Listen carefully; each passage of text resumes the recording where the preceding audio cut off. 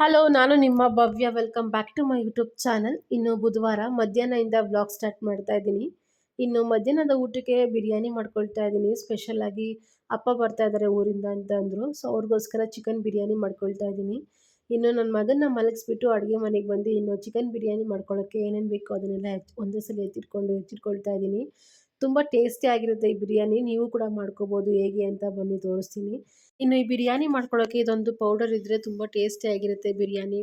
ಇನ್ನು ಈ ಪೌಡರ್ ಮಾಡ್ಕೊಳ್ಳೋಕ್ಕೆ ಒಂದು ಬಾಣಲಿಗೆ ಸ್ವಲ್ಪ ಡ್ರೈ ಫ್ರೈ ಮಾಡ್ಕೊಳ್ಳೋಣ ಅಂದ್ಬಿಟ್ಟು ಒಂದು ಚಕ್ಕೆ, ಲವಂಗ, ಧನ್ಯ, ಕಾಳು ಮೆಣಸು, ಒಂದೇ ಒಂದು ಯಾಲಕ್ಕಿ, ಮರಾಠಿ ಮೊಗ್ಗು, ಸ್ಟಾರ್ ಹೂವು ಇದನ್ನು ಚೆನ್ನಾಗಿ ಫ್ರೈ ಮಾಡಿ ಸ್ವಲ್ಪ ಕೂಲ್ ಆದಮೇಲೆ ಮಿಕ್ಸಿ ಜಾರ್ಗೆ ನುಣ್ಣಗೆ ಪೌಡರ್ ಮಾಡ್ಕೋಬೇಕು. ಇನ್ನು ಪೌಡರ್ ಮಾಡ್ಕೊಂಡೆಲ್ಲ ಆದಮೇಲೆ ಒಂದು ಕುಕ್ಕರ್ಗೆ ಸ್ವಲ್ಪ ಎಣ್ಣೆ, ಬೆಲೆ ಸ್ವಲ್ಪ ಸ್ಟಾರ್ ಹೂವು, ಸೋಂಪು ಮತ್ತು ಇನ್ನು ಕಸೂರಿ ಮೇಥಿ ಹಾಕ್ಕೊಂಡು ಇನ್ನು ಇದಕ್ಕೆ ನಾವು ಕಟ್ ಮಾಡ್ಕೊಂಡಿರೋಂಥ ಉದ್ದುದ್ದಾಗೆ ಈರುಳ್ಳಿ ಹಾಕ್ಕೊಂಡು ಚೆನ್ನಾಗಿ ಫ್ರೈ ಮಾಡ್ಕೋಬೇಕು. ಇನ್ನು ಈರುಳ್ಳಿ ಕಲರ್ ಚೇಂಜ್ ಆಗೋವರೆಗೂ ಚೆನ್ನಾಗಿ ಫ್ರೈ ಮಾಡಿಕೊಂಡು ಅದಾದಮೇಲೆ ಮನೇಲೆ ಮಾಡ್ಕೊಂಡಿರೋಂಥ ಶುಂಠಿ ಬೆಳ್ಳುಳ್ಳಿ ಪೇಸ್ಟ್ ಹಾಕ್ಕೊಂಡು ಖಾರಕ್ಕೆ ಹಸಿರು ಮೆಣಸಿನ್ಕಾಯಿ ಇನ್ನು ಟೊಮ್ಯಾಟೊ ಹಾಕ್ಕೊಂಡು ಚೆನ್ನಾಗಿ ಫ್ರೈ ಮಾಡ್ಕೋಬೇಕು. ಇನ್ನು ಫ್ರೈ ಮಾಡ್ಕೊಂಡೆಲ್ಲ ಆದಮೇಲೆ ಇದಕ್ಕೆ ನಾವು ಕಟ್ ಮಾಡ್ಕೊಂಡಿರೋಂಥ ಪುದೀನ ಸೊಪ್ಪು ಮತ್ತು ಕೊತ್ತಂಬರಿ ಸೊಪ್ಪು ಹಾಕ್ಕೊಂಡು ಚೆನ್ನಾಗಿ ಬಾಡಿಸ್ಕೋಬೇಕು. ಆದಮೇಲೆ ಇದಕ್ಕೆ ಸ್ವಲ್ಪ ಅರಿಶಿನ ಪುಡಿ ನಾವು ಅವಾಗಲೇ ಮಿಕ್ಸಿಯಲ್ಲಿ ರುಬ್ಕೊಂಡಿರೋಂಥ ಪೌಡರ್ ಹಾಕ್ಕೊಂಡು ಚೆನ್ನಾಗಿ ಮಿಕ್ಸ್ ಮಾಡ್ಕೋಬೇಕು. ಈ ಬಿರಿಯಾನಿಗೆ ಪೌಡರ್ನ ಅವಾಗಲೇ ಮಾಡಿಕೊಂಡು ಯೂಸ್ ಮಾಡೋದ್ರಿಂದ ಈ ಬಿರಿಯಾನಿ ಫ್ಲೇವರ್ಫುಲ್ ಆಗಿರುತ್ತೆ. ನೀವು ಒಂದ್ಸರಿ ಟ್ರೈ ಮಾಡಿ ಹೇಗಿತ್ತು ಅಂತ ಕಮೆಂಟ್ ಮಾಡಿ.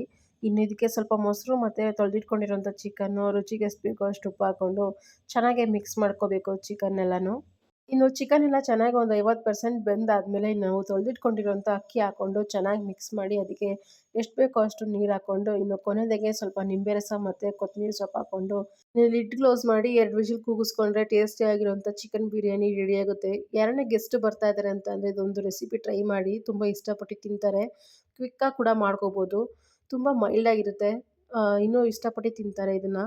ಬಿರಿಯಾನಿ ಕೂಡ ಆಗಿತ್ತು. ಇನ್ನು ಅದನ್ನೆಲ್ಲ ಚೆನ್ನಾಗಿ ಮಿಕ್ಸ್ ಮಾಡಿಕೊಂಡು ನಮ್ಮ ಅಪ್ಪಗೆ ಊಟ ಹಾಕ್ಕೊಟ್ಟೆ. ಇನ್ನು ಅವರು ಊಟ ಮಾಡೋ ಅಷ್ಟರಲ್ಲಿ ನನ್ನ ಮಗ ಕೂಡ ಇದ್ದ.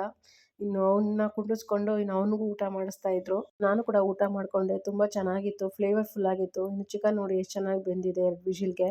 ಮನೇಲಿ ಟ್ರೈ ಮಾಡಿ ಹೇಗಿತ್ತು ಅಂತ ಕಮೆಂಟ್ ಮಾಡಿ. ಇನ್ನು ಅಮ್ಮ ಮನೆಗೆ ಹೋಗೋಣ ಅಂದ್ಬಿಟ್ಟು ಇನ್ನು ನಾನು ಫ್ರೆಶ್ ಅಪ್ ಆಗಿ ರೆಡಿ ಆಗ್ತಾ ಇದ್ದೆ. ಇನ್ನು ತಾತ ಮತ್ತು ಮೊಮ್ಮಗ ಆಟ ಆಡ್ತಾ ಇದ್ರು. ಇನ್ನು ನನ್ನ ಮಗನ್ನ ರೆಡಿ ಮಾಡಿಸ್ಬಿಟ್ಟು ಇನ್ನು ಅಮ್ಮ ಮನೆಗಂತ ಹೊರಟ್ವಿ.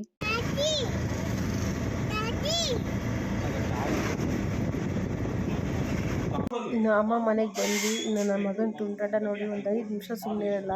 ಇನ್ನು ಅವ್ನಿಗೆ ಯಾರನ್ನ ಆಟ ಆಡ್ಸೋರು ಈ ಥರ ಸಿಕ್ಬಿಟ್ರೆ ತುಂಬ ಹಚ್ಕೊಬಿಡ್ತಾನೆ ಅವ್ರನ್ನ. ಇನ್ನು ನಮ್ಮ ಅಪ್ಪನಂತ ಒಂದು 1000 ಸಲ ಒಂದು ತಾತ ತಾತ ಅಂತ ಕರಿತಾನೆ ಇರ್ತಾನೆ. ಇನ್ನು ತುಂಬ ಹಚ್ಕೊಬಿಡ್ತಾನೆ ತಾತ ಅಜ್ಜಿನಂತೂ. ಯಾರೇ ಸಿಕ್ಕಿದ್ರು ಸಾಕು ತಾತ ಅಜ್ಜಿ ಅಂತ ಹೋಗ್ಬಿಡ್ತಾನೆ. ತುಂಬ ಇಷ್ಟಪಟ್ಟು ಮಾತಾಡಿಸ್ತಾನೆ. ನನ್ನ ಮಗ ಚೆನ್ನಾಗಿ ಎಂಜಾಯ್ ಮಾಡಿಕೊಂಡು ಆಟ ಆಡಿಕೊಂಡು ಸಂಜೆಗೆ ಮನೆಗೆ ಹೊರಡ್ಬೇಕಾಯಿತು. ಸೊ ಅದಕ್ಕೆ ಅಮ್ಮ ಚಿಕನ್ ಸಾಂಬಾರು ಮತ್ತು ಫ್ರೈ ಮಾಡಿದರು. ಇವತ್ತು ಫುಲ್ಲು ಡೇ ಚಿಕನ್ನೇ.